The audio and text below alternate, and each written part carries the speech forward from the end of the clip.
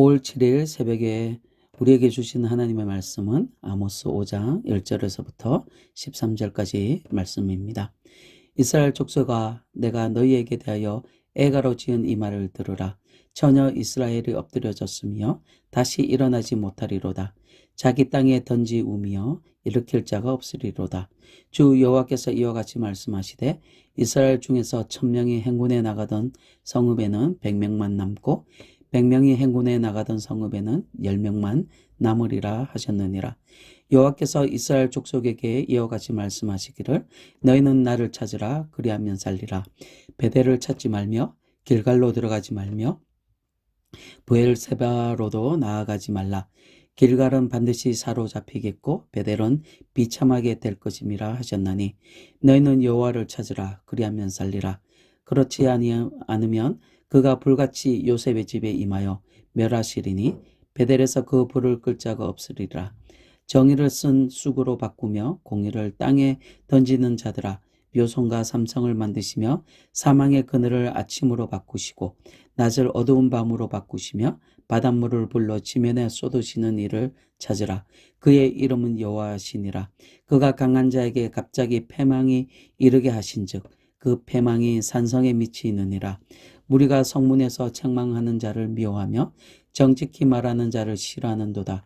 너희가 힘없는 자를 밟고 그에게서 미래 부당한 새를 거두었은즉 너희가 비록 다듬은 돌로 집을 건축하였으나 거기 거주하지 못할 것이요 아름다운 포도원을 가꾸었으나 그 포도주를 마시지 못하리라. 너희의 허물이 많고 죄악이 무거움을 내가 아노라. 너희는 의인을 학대하며 뇌물을 받고 성문에서 가난한 자를 억울하게 하는 자로다. 그러므로 이런 때에 지혜자가 잠잠하나니 이는 악한 때임이니라. 아멘. 하나님께서는 이스라엘 백성들에게 슬픈 애가를 지어 부르게 했습니다.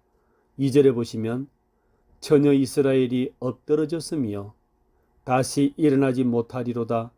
자기 땅에 던지우며 일으킬 자 없으리로다 하는 삶과 이 운율로 슬픈 노래를 지어 부르게 했습니다. 이 애가는 이스라엘의 멸망을 바라보면서 슬픈 마음으로 애통하는 마음으로 부르라고 했던 것입니다. 왜요? 아파할 때 아파하고 슬퍼할 때 슬퍼해야 되는데 하나님의 마음을 느끼지도 못하고 죄를 느끼지도 죄의식을 느끼지도 않은 채 이들은 여전히 타락된 모습으로 살아가고 있는 불감증이 있었기 때문에 그런 것입니다. 이들의 상태는 어떠합니까? 10절에 보시면 성문에서 책망하는 자를 미워하고 있다 말하고 있습니다. 불의에 맞서서 대항하는 사람들을 오히려 도와주지는 않고 미워하고 있습니다. 책망하는 자들이나 정직히 말하는 자들이 미움을 더 받고 의인이 고난을 받고 공의로운 통치가 배척을 받고 있는 시대로 전락하고 있는 것입니다. 만성적으로 가난한 자들을 착취하고 관원들은 부당한 세금을 더 거둬들이고 있다고 11절에 말씀하고 있습니다. 또한 너희가 비록 다듬은 돌로 집을 건축하였으나 그 포도주를 마시지 못하리라 하시면서 이들의 모든 허물과 죄 때문에 심판을 당할 것이라 말씀하고 있는 것입니다. 더 심각한 것은 죄를 죄로 인식도 못하고 죄 의식도 없는 불감증인 문제지만 이 죄를 하나님은 모르실 거다 생각하고 있는 착각이 있습니다. 자기들의 죄를 본 사람도 없고 아는 이도 없다고 숨기고 있을 때에 그때 하나님께서는 12절에 말씀하고 있습니다. 너희의 허물이 많고 죄악이 중함을 내가 아노라.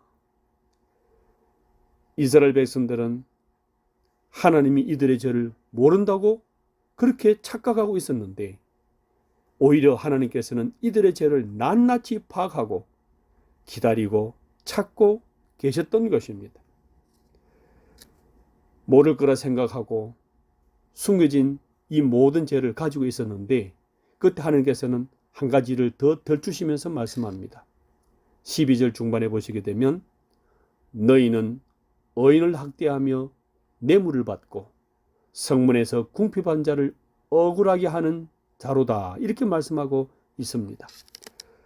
뇌물은 형벌에 처해질 사람을 위해서 지불되었던 생명의 속전을 가리키는 것으로서 여기는 흉악한 범죄를 무마시키기 위해서 사용된 불의한 재물들을 의미합니다. 이러한 재물들로서 뇌물을 주고 있더라는 것입니다. 이들은 책망하는 자들과 정직한 자들을 미워할 뿐만 아니라 적극적으로 의인을 학대하고 궁핍한 자를 억울하게 만드는 이런 죄를 자행하고 있었던 것입니다. 회복의 길은 무엇일까요? 그것은 하나님을 찾고 하나님을 구하는 길입니다. 4절과 6절에서 언급하고 있습니다. 너희는 나를 찾으라.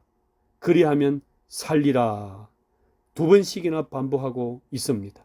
곧 하나님께로 돌아가는 것이고 하나님의 말씀으로 돌아가는 것이고 다시 믿음과 하나님에 대한 신뢰를 회복해서 말씀 앞에 살아가는 것을 의미하고 있습니다. 5절에서는 베델, 길갈, 브엘세바로 가지 말라 말씀합니다. 종교적인 도시, 우상 숭배하는 이 도시로 가지 말고 하나님께로, 말씀 앞으로, 언약궤 앞으로 가야 된다고 말씀하고 있습니다. 지금 이 땅에 죄악과 전염병과 경제난으로 허덕이고 있는 우리 모든 한국을 바라보면서 우리는 다시 하나님의 뜻으로 하나님 말씀 앞으로 돌아가야 된다 생각하시지는 않습니까? 이 하나님은 어떤 분이십니까? 8절에 보시면 묘성과 삼성을 만드시며 기록하고 있습니다. 묘성은 많은 별무리를 가리키며 40개 정도의 별자리로 구성되어 있는 별무리입니다. 삼성은 오리온 별자리를 의미하는데 전체 별자리를 대표하는 것으로서 언급하고 있습니다. 하늘을 창조하시고 별을 창조하시고 우주를 다스리시는 하나님을 의미하고 있습니다. 또한 사망의 그늘을 아침으로 바꾸시고 낮을 어두운 밤으로 바꾸신다 이렇게 기록하고 있습니다. 이것은 우리 하나님은 시간을 주관하고 계시는 창조주이시다. 이것을 우리에게 말씀하고 있는 것입니다. 또한 바닷물을 불러 지면에 쏟으신다. 이 말씀은 자연 질서를 총체적으로 다스리시고 주관하시는 분이 하나님이시다. 이걸 우리에게 알려주고 있는 것입니다. 그렇습니다. 우리 하나님은 하늘, 우주, 시간, 일시 모두를 창조하시고 움직이실 뿐만 아니라 바다와 자연을 다스리는 전능자 하나님이십니다. 이 하나님 앞에 우리 다시 말씀으로 돌아가서 기도와 은혜를 누림으로 말미암아서 하나님의 뜻을, 하나님의 사랑을, 하나님의 복음을 이 땅에 나누는 주의 귀한 백성이 되기를 예수 그리스도 이름으로 축복합니다.